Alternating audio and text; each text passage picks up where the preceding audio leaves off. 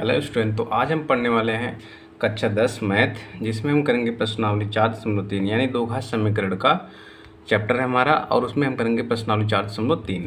प्रश्नावली 4.3 के हम सभी क्वेश्चन इस वीडियो में कंप्लीट करने वाले हैं। ठीक है, तो यहाँ पे हमारा क्वेश्चन नंबर 1 है। इसमें कह रहा है कि निम्न दो घात समीकरणों के मूलों की प्रकृति ज्ञात कीजिए। मतलब हमारे पास दो घात समीकरण दिया है, इसके मूल कैसे हैं, मतलब वास्तविक है, भिन्नात्मक है, या अस्तित्व है या नहीं, वो सब हमको चेक करना है। इसके बाद अगर इनका जो है अस्तित्व है तो उनको ज्ञात भी करना है। ठीक है, तो हमारे पास पहला क्वेश्चन है कि 2x² - 3x + 5 = 0।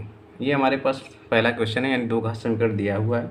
तो सबसे पहले क्या बोला है क्वेश्चन में, कह रहा है कि निम्न दो घात समीकरणों के मूलों की प्रकृति ज्ञात कीजिए। तो हम सबसे पहले क्या करेंगे, मूलों की प्रकृति ज्ञात कर लेते हैं। ठीक है, और मैंने इसके पहले वाले वीडियो में आपको बताया था कि मूलों की प्रकृति का जो नियम है, जो कॉन्सेप्ट है, वो मैं यहाँ पर आपको बता दे रहा हूँ। जैसे मान लीजिए हमारे पास कोई दो घात समीकरण है, ax² + bx + का c = 0। ठीक है, हमारे पास कोई दो घात समीकरण है ax² + bx + c = 0। अगर b² - का 4ac, इसमें से a b c का कुछ ऐसा कॉम्बिनेशन है कि b² - का 4ac अगर ये बराबर हो जाता है 0 के, इसको हम बोलते हैं विविक्तिकर। ये जो b² - 4ac है, इसको हम बोलते हैं विविक्तिकर या डिस्क्रिमिनेंट। इसको हम d से प्रदर्शित करते हैं। ठीक है, तो अगर b² - 4ac 0 के बराबर हो जाता है तो हम कहते हैं कि हमारे जो मूल हैं वो समान होंगे। ठीक, समान होंगे, और जो होंगे कैसे होंगे, वास्तविक होंगे। समान होंगे और वास्तविक होंगे। ठीक, अगर इसमें b² - का 4ac बराबर b² - 4ac का मान अगर 0 से बड़ा आ जाता है, b² - 4ac का मान अगर 0 से बड़ा आ जाता है, तो हम कहेंगे कि हमारे जो मूल प्राप्त होंगे, यानी इस दो घात समीकरण के जो मूल होंगे वो क्या होंगे, भिन्न होंगे, यानी अलग अलग होंगे। भिन्न होंगे यानी अलग अलग होंगे, और वास्तविक होंगे। ठीक है, वास्तविक होंगे। ये चीज़ क्लियर है आपको। फिर अगर d बराबर b² - 4ac का मान अगर 0 से छोटा हो जाता है, तो हम कहेंगे जो हमारे पास मूल होंगे वो क्या होंगे, काल्पनिक, यानी वास्तविक नहीं होंगे। ठीक है, वास्तविक नहीं होंगे, या आप कह लीजिए अस्तित्व नहीं है। ठीक है, अस्तित्व नहीं है। ये मैंने पहले आपको बताया है, बस मैंने क्वेश्चन यहाँ पे उठाया है, तो मैंने सोचा एक बारी स्टार्टिंग में आपको जो कॉन्सेप्ट क्लियर करवा दूँ। ठीक है, तो हमारे पास पहला क्वेश्चन है, उसका सलूशन देखते हैं। पहला हमारे पास 2x² - का 3x + का 5 = 0। अब हमारे पास पहला क्वेश्चन है, और क्या बोला है, दो घात समीकरणों मूलों की प्रकृति ज्ञात कीजिए, और मूलों का अस्तित्व अगर हो तो, मतलब अगर अस्तित्व है तो उन्हें ज्ञात भी करना है। तो ठीक है, सबसे पहले हम मूलों की प्रकृति ज्ञात कर लेते हैं। तो सॉल्यूशन में देखिए, सॉल्यूशन में क्या बोला, सबसे पहले हमको क्या करना है, मूलों की प्रकृति ज्ञात करना है। मूलों की प्रकृति, ठीक है, मूलों की प्रकृति के बारे में चर्चा कर लेते हैं।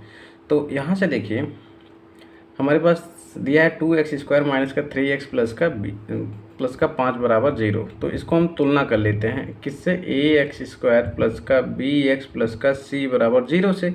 तो यहाँ से x² का गुणांक देखिए, यहाँ पे 2 है, यहाँ पे a है, तो a बराबर हमारा कितना हो जाएगा, यहाँ से देखिए, यहाँ पे x² का गुणांक a है और यहाँ पे x² का गुणांक 2 है, तो a बराबर क्या हो जाएगा, 2। यहाँ से x का गुणांक क्या है, b है, और x का गुणांक क्या है, -3 है, तो b बराबर क्या हो जाएगा, -3। और यहाँ पे c अचर पद क्या है, हमारा c है, और यहाँ पे क्या है, c बराबर 5 है। ठीक, अब हमको पता है मूलों की प्रकृति। मूलों की प्रकृति का जो कॉन्सेप्ट होता है, d बराबर क्या होता है, b² - का 4ac। सबसे पहले इसको निकाल लेते हैं, तो निकालिए, देखिए क्या आता है।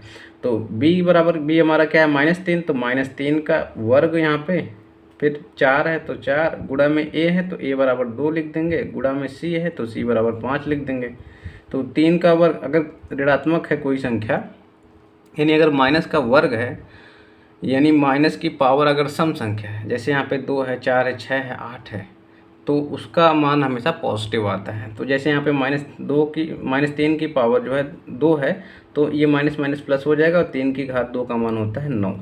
और यहाँ पे -4 का गुणा 2 में कितना आएगा 8, और 8 का गुणा 5 में कितना हो जाएगा 40। ठीक, तो इसका मान कितना आ जाएगा, इसका मान आ जाएगा, इसमें से घटाइए कितना आएगा, सॉरी 8 × 5 = 40, तो मैंने 80 लिख दिया, तो कितना आ जाएगा 31 माइनस का, क्योंकि जब संख्याओं का चिन्ह असमान, जैसे 9 है, 9 का चिन्ह क्या है धनात्मक, और 40 है, 40 का चिन्ह क्या है ऋणात्मक, इसका देखिए माइनस है, इसका जो है प्लस है, तो संख्याओं का चिन्ह अगर असमान हो तो संख्याएं आपस में घट जाती हैं। तो 40 में से 9 जाएगा, कितना बचेगा 31, और हमेशा ये नियम है कि हमेशा बड़ी संख्या का चिन्ह लिखते हैं, तो बड़ी संख्या का चिन्ह क्या है माइनस, तो माइनस यहाँ पे आ गया। अब देखिए d बराबर हमारा कितना आ गया -31। अब अगर मैं आपको संख्या रेखा दिखाऊं, एक मिनट रुक जाइए, मैं अगर आपको संख्या रेखा दिखाऊं,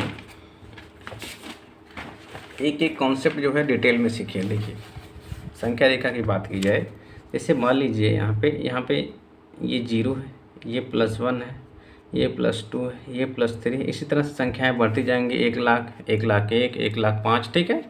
और इस साइड आएंगे तो -1, -2, -3, -4। अब अगर ध्यान से देखिए, ये सभी क्या है ऋणात्मक संख्या है, ये सभी क्या है धनात्मक संख्या है। ठीक, ये सभी क्या है धनात्मक संख्या, ये सभी क्या है ऋणात्मक संख्या है। अगर यहाँ से आप ध्यान से देखेंगे कि जो सभी ऋणात्मक संख्या हैं, सभी के सभी जो ऋणात्मक संख्या हैं वो 0 से क्या है छोटी हैं, ये 0 से क्या है छोटी हैं। देख लीजिए आप, -1 क्या है 0 से छोटा है, -2 क्या है 0 से छोटा है, -3 क्या है 0 से, इसी तरह यहीं कहीं -31 भी होगा, वो भी 0 से छोटा होगा। ठीक है, -31 जो होगा वो भी 0 से छोटा होगा। तो ये आपको समझ में आया। तो -31 यहाँ पे क्या होगा 0 से छोटा होगा। अगर d, ये हमारा जो d है, अभी यहाँ पे हमने सीखा था, अगर d हमारा ये d बराबर b² - 4ac अगर 0 से छोटा हो गया तो वास्तविक नहीं होंगे, तो हमारा मूल होगा वो वास्तविक नहीं होगा, अर्थात अस्तित्व नहीं होगा। ठीक है, तो मूलों की प्रकृति का यहाँ पे जो होगा वो काल्पनिक होगा, वो वास्तविक नहीं होगा। ठीक है, तो मूल जो होंगे, या फिर लिख दीजिए मूलों का अस्तित्व नहीं है, अस्तित्व नहीं है। ठीक है, यहाँ पे लिख दीजिएगा अतः। तो ये क्वेश्चन आपको समझ में आया, क्लियर हुआ, सारी की सारी चीज़ें क्लियर हुई कि क्वेश्चन नंबर 1 का हमारा पहला था 2x² - 3x + 5, और यहाँ से हमने मूलों की प्रकृति चेक की तो पता चला कि इसका तो अस्तित्व ही नहीं है, तो ये हो जाएगा हमारा आंसर। और क्वेश्चन में बोला था कि अगर अस्तित्व हो तो आगे की प्रक्रिया आगे चलिए और उसको ज्ञात कीजिए, लेकिन यहाँ पे हमको पता चला कि मूलों का अस्तित्व ही नहीं, क्योंकि -31 0 से छोटा है। मैंने आपको कॉन्सेप्ट भी यहाँ पे सिखाया कि अगर d बराबर b² - 4ac का मान 0 से छोटा हो जाता है तो वास्तविक नहीं होंगे, मूल जो है वास्तविक नहीं होंगे, अर्थात अस्तित्व नहीं होगा। ठीक है, इसी तरह से एक क्लियर हुआ। अब बढ़ते हैं अगले क्वेश्चन की तरफ। अगला हमारा क्या है क्वेश्चन नंबर 2, देखिए उसको सॉल्व करते हैं। वो है हमारा 3x² - 4 √3x + 4 = 0। क्लियर, इतनी बात क्लियर है आपको। अब देखिए यहाँ पे मैं स्क्रीन लॉक ही नहीं की थी, ठीक है, अब क्लियर है। देखिए सॉल्यूशन ये हो जाएगा। अब यहाँ से देखिए, अगर इसको सबसे पहले क्या लिखेंगे, मूलों की प्रकृति, मूलों की प्रकृति के बारे में बात कर लेते हैं, मूलों की प्रकृति। ठीक है, क्योंकि हमको सबसे पहले क्या करना है, मूलों की प्रकृति ज्ञात करना है। मूलों की प्रकृति अर्थात मूल कैसे है, तो यहाँ से हमारा जो इक्वेशन है उसको लिख लेते हैं। 3x² - 4 √3x + 4 = 0। तो हम क्या करेंगे, तुलना कर लेंगे। हमारा मानक समीकरण क्या है, दो घात समीकरण का, ax² + bx + c = 0। तो यहाँ से हमको क्या मिला, a बराबर x² गुणांक कितना है, a है, x² गुणांक क्या है 3 है, तो a बराबर 3, b बराबर क्या हो जाएगा -4 √3, क्योंकि यहाँ पे x का गुणांक भी है, x का गुणांक -4 √3 है। ठीक है, और c बराबर क्या है 4। तो d यानी d बराबर यानी b² - 4ac बराबर क्या होगा, तो b की जगह पे हम क्या लिखेंगे, बी की जगह पर हमारा क्या है, माइनस का 4√3 है, तो माइनस का 4√3 का होल स्क्वायर माइनस का 4 इंटू में ए कितना हमारा 3 है, सी कितना हमारा 4 है। इसको सॉल्व कर लेते हैं। तो देखिए अभी मैंने आपको बताया कि माइनस का पावर अगर कोई भी सम संख्या है तो हमेशा वो प्लस हो जाता है, ठीक है। तो 4 का ये तो प्लस हो गया, इसकी कहानी खत्म। अब 4 का वर्ग कितना 16 और √3 का वर्ग कितना होता है 3, तो 16 3 कितना होता है 48, ठीक। और 4 का गुणा 3 में करेंगे कितना होगा 12, 12 चौके कितना होता है 48, तो 48। अब 48 में से 48 जाएगा तो कितना बचेगा 0, अर्थात डी का मान हमारा कितना आ गया 0। और मैंने यहाँ आपको बताया था कि डी बराबर जब 0 हो जाए तो यानी डी बराबर 0 यानी बी स्क्वायर माइनस 4 इसी का मान 0, मैंने बी स्क्वायर माइनस 4 इसी को सॉल्व किया तो कितना आ गया 0, यानी डी बराबर 0 आ गया तो समान होंगे, यानी मूल हमारे क्या होंगे समान होंगे, अर्थात वास्तविक और समान होंगे, ठीक है। मूल हमारे क्या होंगे समान होंगे, समान होंगे। क्लियर इतनी चीज़ें, मूल हमारे पास क्या होंगे समान होंगे। अतः आप पूरा लिख लीजिए, अतः मूल समान होंगे, ठीक है, आप पूरा लिख लीजिएगा। तो अब यहाँ से क्या करेंगे, अब यहाँ से हमको पता चल गया कि मूल तो प्राप्त होंगे और समान होंगे, तो मूल क्या होंगे उसको अब निकाल लेते हैं। तो अगर यहाँ से एक कॉन्सेप्ट है, अगर मूल समान हो तो मूल जो होता है हमारा x बराबर माइनस का b अपान में 2a होता है, ठीक है। अगर हमारे पास मूल समान हो तो मूल जो होगा, मूल यानी x वो हमारा क्या होगा माइनस का b अपान में 2a, तो मूल अर्थात x बराबर जो हमारा होगा, यहाँ पे x है चर ना, तो x बराबर जो हमारा क्या होगा माइनस का b अपान में 2a, तो माइनस का b का मान कितना है, b का मान माइनस का 4√3 है, तो माइनस का 4√3, ठीक है, माइनस का 4√3 अपान में 2a का मान कितना है 3, ठीक। अब यहाँ से माइनस का गुणा माइनस में कितना होगा प्लस, और 4√3 और यहाँ से 3 का गुणा 2 में कितना हो जाएगा 6। अब इसको काटना चाहे तो आप काट सकते हैं, यहाँ से 2 दूना 4, 2 3 6, ये हो जाएगा हमारा x बराबर 2√3 अपान में 3।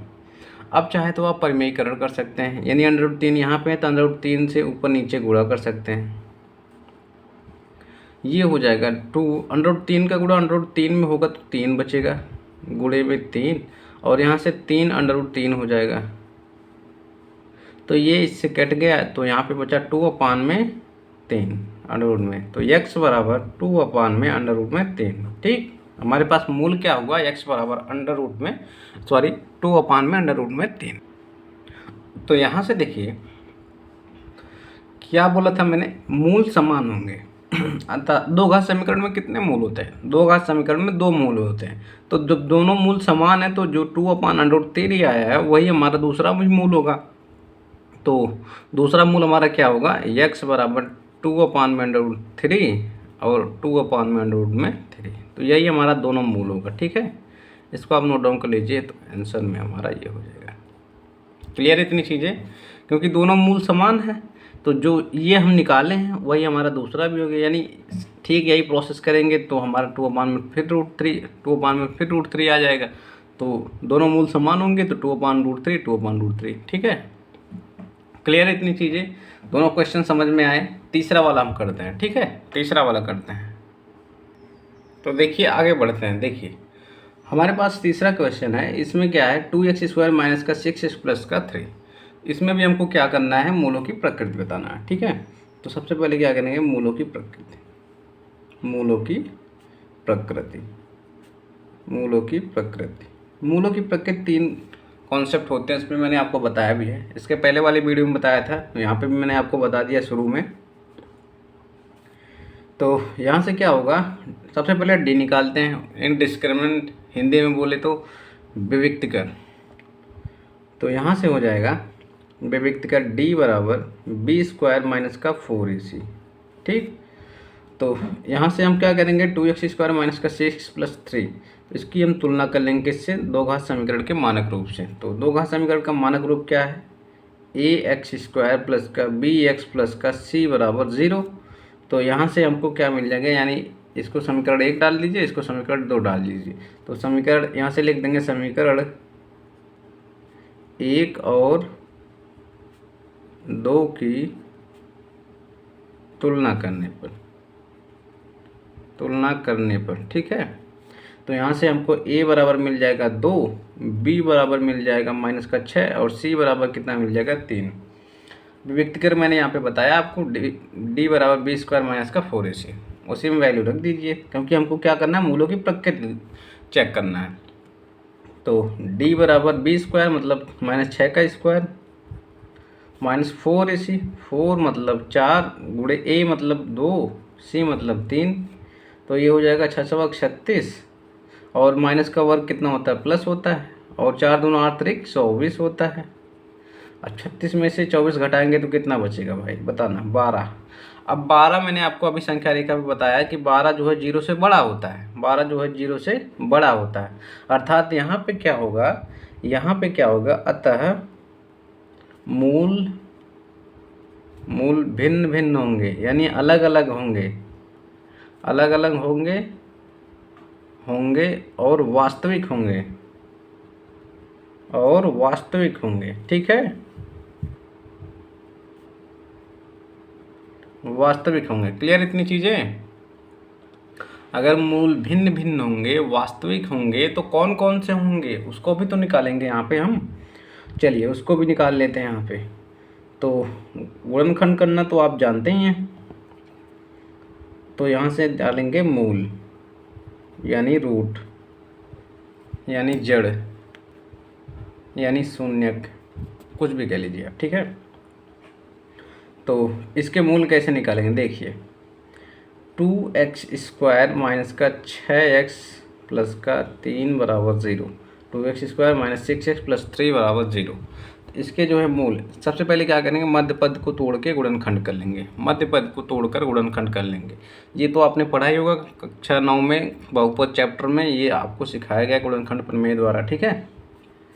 तो देखिए सबसे पहले इसका गुणा इसमें कर देंगे, कितना हो जाएगा 6, यानी 6 को हमको इस प्रकार से तोड़ना है, 6 को हमको इस प्रकार से तोड़ना है कि गुणा करने पर 6 आ जाए और जोड़ने घटाने पर कितना आ जाए, -6, ठीक है। इस प्रकार से हमको तोड़ना है। तो देखिए इसका सैल्यूशन करते हैं, ठीक है। मैंने आपको बताया मध्य पद को तोड़कर, तो मध्य पद को तोड़कर इसको जब सॉल्व करेंगे तो थोड़ा सा डिफिकल्ट बन जाएगा, ठीक है। तो मैंने आपको ये भी बताया था कि एक होता है श्रीधराचार्य फार्मूला, ठीक है। तो वो क्या होता है, जैसे मान लीजिए आपके पास कोई दो घात समीकरण है, दो घात समीकरण का मानक रूप है ax² + bx + c = 0, ये आपके पास कोई दो घात समीकरण का मानक रूप है। तो यहाँ पे जो इसके मूल होंगे वो x बराबर होंगे -b + -√b² मतलब b² - 4ac/2a, ये होते हैं हमारे मूल। तो सेम इसी पे उसको रख देंगे। तो यहाँ से एक समीकरण ये बन गया, समीकरण नंबर 2, समीकरण 1। इसकी जो है गुणांकों की तुलना कर लेते हैं। तो a बराबर हमें क्या प्राप्त होगा, a बराबर 2, b बराबर कितना होगा -6 और c बराबर कितना होगा 3। अब क्या करेंगे, x बराबर हमें मूल क्या होता है, ये होता है मूल हमारा, क्या होता है, ये मूल का जो फार्मूला श्रीधराचार्य जी ने दिया वो ये है। तो b की जगह पे क्या है, -6, तो माइनस ब्रैकेट में -6 प्लस माइनस √b²। अच्छा मैंने b² - 4ac का मान यहाँ पे निकाला था, b² - 4ac का मान कितना निकाला था, 12 निकाला था। तो √12/2a, a का मान कितना होगा 2। तो यहाँ से हो जाएगा, ये माइनस का गुणा माइनस में कितना होगा प्लस, और ये 6 + -12 को अंडर से जब बाहर निकालेंगे तो ये कितना हो जाएगा, ये हो जाएगा 2√3/2 × 2, ठीक है।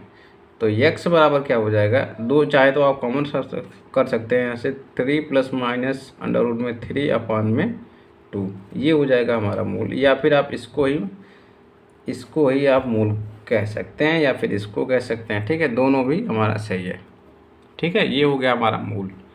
इतनी चीज़ें क्लियर है आपको, ये चीज़ क्लियर है।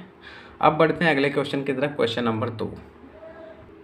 देखिए हमारे पास दूसरा क्वेश्चन है। इसमें बोल रहा है कि जब समीकरण के मूल बराबर हो तो के का मान याद कीजिए। ये आपकी एनसीईआरटी क्लास 10th प्रश्नावली 4.3 का क्वेश्चन नंबर 2 है। ठीक है, तो सबसे पहले मैंने अभी आपको कॉन्सेप्ट सिखाया है कि जब डी का मान 0 के बराबर हो, जैसे डी बराबर 0 यानी b² - 4ac बराबर 0 हो तो क्या होता है, मूल बराबर होते हैं, मूल बराबर होते हैं। ठीक है, मूल बराबर होते हैं। तो इसी चीज़ को अगर मैं उल्टा कहूँ कि अगर मूल बराबर हैं तो इसका मान 0 होगा, ये भी सत्य है। अगर d बराबर 0 है तो मूल बराबर होते हैं। या अगर मैं ये कहूँ उल्टी बात इसकी, देखिए कि मूल बराबर है तो d बराबर 0 होगा, ये एकदम सत्य है। ठीक है, कि अगर मूल बराबर है तो d बराबर 0 होगा। ठीक, d बराबर 0 होगा कब, जब मूल बराबर होंगे। तो वही बात यहाँ पे बोल रहा है कि समीकरण के मूल बराबर हों तो k का मान ज्ञात कीजिए। तो हम यहाँ पे क्या करेंगे, चूंकि दिया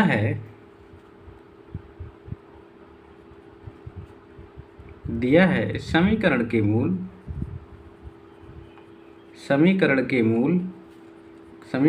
मूल बराबर है। अगर बराबर है तो d बराबर हमारा क्या होगा, 0 होगा। तो d बराबर यानी d बराबर क्या होता है, b² - 4ac हमारा क्या होता है, 0 के बराबर होगा। तो हम यहाँ से क्या करेंगे, b² - 4ac निकाल लेंगे।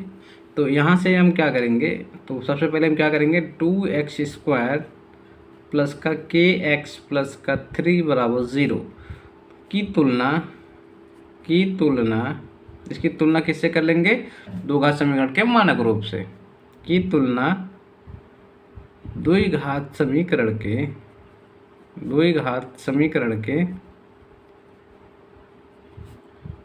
मानक रूप से कर लेंगे। ठीक है, मानक रूप से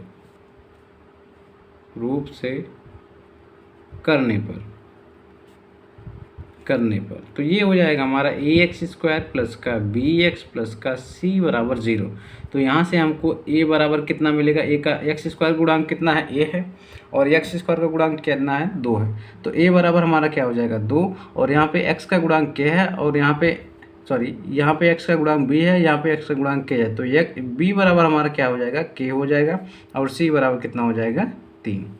तो हमने क्या निकाला, अभी हमने कॉन्सेप्ट पढ़ा कि अगर मूल बराबर है, वही क्वेश्चन में कह भी रहा है कि समीकरण के मूल बराबर हो तो k का मान, अगर मूल बराबर है तो हम विभक्ति का निकाल लेते हैं। ठीक है, अगर k का मान अगर समीकरण के मूल बराबर है तो विभक्ति का निकाल लेते हैं। तो यहाँ से हो जाएगा d बराबर b² - 4ac बराबर कितना हो जाएगा, 0। तो b हमारा क्या है, k² - का 4ac, a हमारा कितना है, 2 है, c कितना है, 3 है, बराबर किसके हो जाएगा, 0। क्यों, क्योंकि मूल बराबर है, चूँकि मूल बराबर। और ये हमें कहाँ से पता चला कि ये भाई हमारा दिया हुआ क्वेश्चन में, ये हमारा क्वेश्चन में दिया हुआ, भाई देख सकते हैं आप।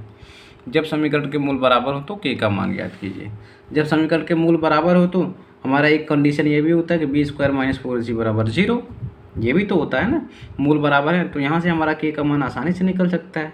तो k² - 4 दूना 8 त्रिक 24, ये हो जाएगा 24 बराबर 0। तो k बराबर हो जाएगा, k² बराबर हो जाएगा, इसको उठा के इस साइड लेके आएंगे तो ये प्लस हो जाएगा, और k यहाँ से स्क्वायर हटाएंगे, या फिर दोनों पक्षों का वर्गमूल लेने पर इसको भी कह सकते हैं, या फिर घात यहाँ से जब यहाँ आ जाएगी तो इसमें अंडर रूट लग जाता है। ठीक है, तो यहाँ से हो जाएगा 4 × 24, तो प्लस माइनस 2 अंडर रूट में 6। अच्छा, यहाँ पे प्लस और माइनस क्यों लिया, क्योंकि अगर यहाँ पे देखिए, यहाँ पे प्लस का अगर 2√6 रखेंगे तो भी 24 आएगा, और माइनस का 2√6 रखेंगे तो भी 24 आएगा। तो दोनों रखने पर 24 आता, k का मान 2 प्राप्त होगा, प्लस और माइनस में 2√6 प्राप्त होगा। ठीक है, ये चीज़ क्लियर है आपको, k का मान ये हमको मिल गया।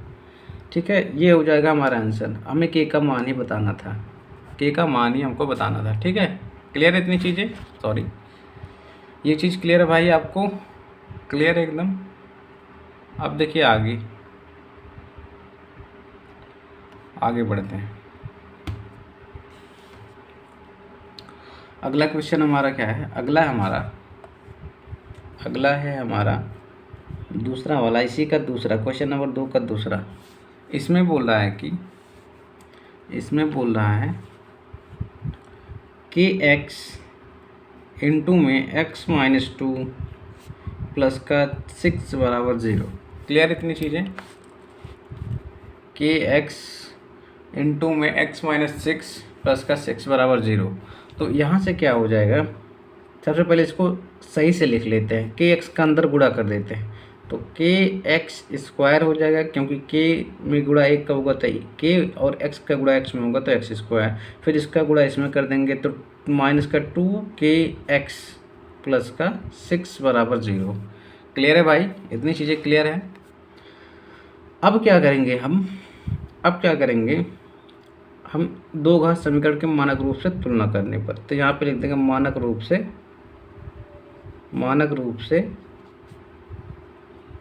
तुलना करने पर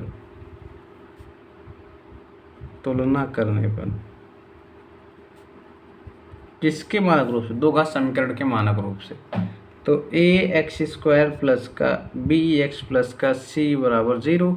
तो यहाँ से हमें ए बराबर कितना मिल जाएगा, के, बी बराबर माइनस का 2k और सी बराबर कितना हो जाएगा 6। क्लियर, इतनी चीज़ें क्लियर है भाई। तो हम जानते हैं हमारे क्वेश्चन में दिया है कि मूल बराबर हैं, अगर मूल बराबर हैं तो बी स्क्वायर माइनस 4ac बराबर कितना होता है 0। तो यहाँ से लिख देंगे चूँकि मूल बराबर है तो बी स्क्वायर माइनस का 4ac बराबर कितना होता है 0। हमने पढ़ा है, हमने ये पहले भी पढ़ा है, आज के स्टार्टिंग में भी पढ़ा, मैंने फिर आपको अभी बताया कि मूल बराबर है तो बी स्क्वायर माइनस का 4ac बराबर 0, या फिर बी स्क्वायर माइनस 4ac बराबर 0, तो मूल बराबर होंगे। ठीक है, तो यहाँ से b की जगह पे हमारा माइनस 2k है, तो माइनस का 2k का होल स्क्वायर माइनस 4 इंटू में a हमारा कितना है k, और c में कितना है हमारा 6 बराबर 0। इसको सॉल्व कर लेंगे, यहाँ से k का मान निकल के आ जाएगा। तो माइनस का वर्ग प्लस 2 का वर्ग 4, k का वर्ग के स्क्वायर और 4 छक 24 के बराबर 0। यहाँ से k कॉमन कर लेते हैं, यहाँ से क्या करेंगे k कॉमन कर लेंगे, सॉरी 4k कॉमन करें, 4 भी तो कॉमन है, 4k कॉमन कर लेते हैं। ठीक है, तो यहाँ से क्या बच जाएगा k, और यहाँ से माइनस का 6 बराबर 0। तो यहाँ से देखिए एक बार इसको 0 के बराबर कर लेंगे, एक बार इसको 0 के बराबर कर लेंगे। दिस इम्प्लाइज दैट 4k बराबर कितना हो जाएगा 0। तो यहाँ से k बराबर कितना मिल जाएगा 0। एक तो k का मान कितना निकल के आ गया 0, और दूसरा k माइनस 6 बराबर 0, k माइनस 6 बराबर 0। तो यहाँ से k बराबर कितना हो जाएगा 6। तो यहाँ से k का मान 0 निकल के आ गया और k का मान 6 निकल के आ गया। क्लियर इतनी चीज़ें। अब यहाँ पे एक चीज़ सोचने वाली बात है, अगर यहाँ से k का मान उठा के यहाँ पे समीकरण में रख देते हैं, k बराबर 0 इस समीकरण में रख देते हैं, इस वाले समीकरण, देखिए k बराबर 0 यहाँ पे रखेंगे तो 0 में x का गुणा होगा 0, और ये पूरी टर्म 0, फिर 0 का गुणा इस ब्रैकेट में होगा तो 0। ठीक है, 0 हो जाएगा, फिर 0 प्लस 6 कितना हो जाएगा 6। अब 6 बराबर 0, ये क्या हमारा दो घात समीकरण है। अगर मैंने यहाँ पे k का मान उठा के यहाँ पे रख दिया 0, तो ये 0 हो जाएगा, और 0 का गुणा किसी भी ब्रैकेट में करेंगे तो पूरी टर्म जो है हमारा 0 हो जाएगी। ठीक है, अगर 0 हो गया, 0 में 6 जोड़ेंगे तो 6 आ जाएगा, और 6 बराबर 0। अब 6 बराबर 0 हमारा क्या है, दो घात समीकरण है। तो आप कहेंगे नहीं है, क्योंकि दो घात समीकरण का मानक रूप कुछ इस तरह से होता है, इस तरह से तो नहीं है। इसका मतलब क्या होगा, k बराबर 0 हम नहीं ले सकते, क्योंकि k का मान अगर समीकरण में 0 रख देते हैं, k का मान 0 उठा के समीकरण में रखेंगे तो वो हमारा दो घात समीकरण नहीं होगा। तो अतः k बराबर 0 हम नहीं ले सकते हैं। ठीक है, ये मैंने आपको समझा दिया, आप जो है इसको अपने हिसाब से लिख लीजिएगा। ठीक है, नहीं ले सकते। तो यहाँ से k का मान हमारा क्या हो जाएगा, k बराबर 6। तो k बराबर 6 हमारा जो है आंसर होगा। ठीक है, तो क्वेश्चन नंबर 2 हमारा कंप्लीट होता है। फिर हम बढ़ते हैं अगले क्वेश्चन की तरफ। क्वेश्चन नंबर हमारा क्या है, नेक्स्ट हमारा 3 है। ठीक है, देखिए हमारे पास अगला क्वेश्चन है, क्वेश्चन नंबर 3। क्या बोल रहा है कि क्या एक ऐसी आम की बगिया बनाना संभव है जिसकी लंबाई चौड़ाई से दुगनी हो और उसका क्षेत्रफल 800 मीटर स्क्वायर है। यदि है तो उसकी लंबाई और चौड़ाई ज्ञात कीजिए। मतलब ऐसी क्या आम की बगिया हम बना सकते हैं जिसमें लंबाई चौड़ाई से दुगनी हो और क्षेत्रफल हमारा 800 मीटर स्क्वायर हो।